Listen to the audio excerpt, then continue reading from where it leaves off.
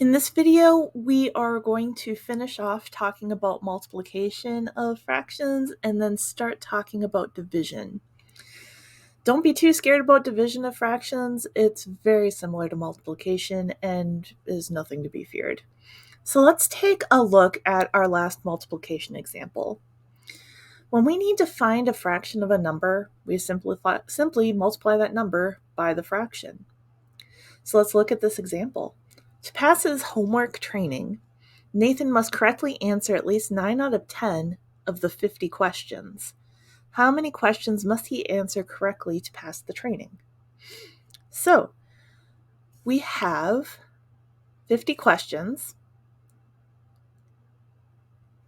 and we're going to multiply it by 9 over 10.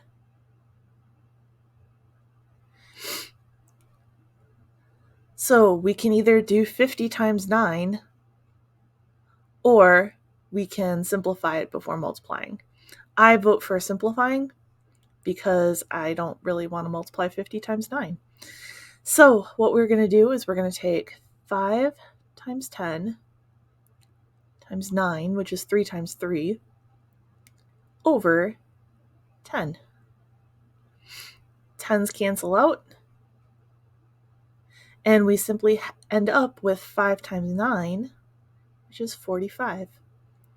So we have to get 45 questions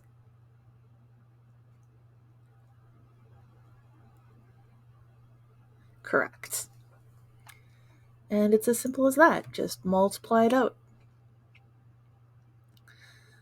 Let's look at dividing fractions. So dividing fractions is exactly the same thing as multiplying fractions, except you flip the fraction that you're dividing by. Let's look at this first example. So like we had talked about before, when we multiply a fraction or divide a fraction, in this case, by a whole number, we just take that whole number and put it over 1.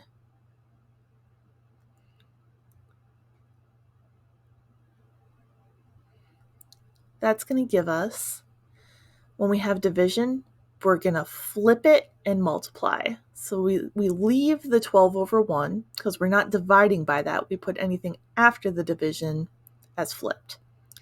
Change divide into multiply, and we'll flip this fraction, so now the 4 is going to be on top and the 3 is going to be on the bottom.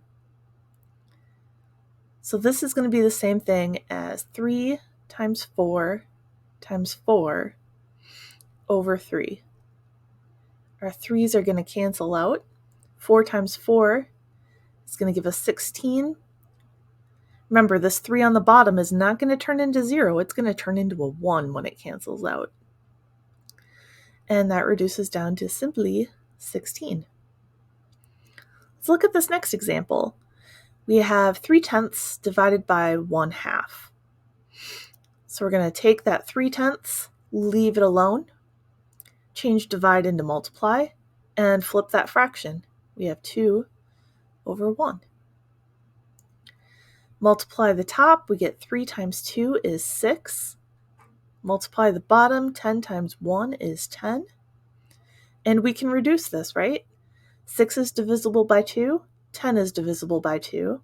So divide the top and bottom by 2, and we get 3/5. Let's look at our last example, a lovely word problem. Suppose you need to measure 2 cups of flour, but the only scoop you can find is the 1/3 cup. How many scoops of flour will you need? So we're going to take those 2 cups of flour and divide it by 1/3. So we will take that 2 becomes 2 over 1. Divide turns into multiply.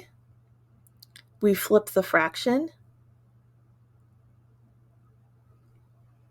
2 times 3 is 6. 1 times 1 is 1. That reduces down to 6. It's going to be 6 scoops.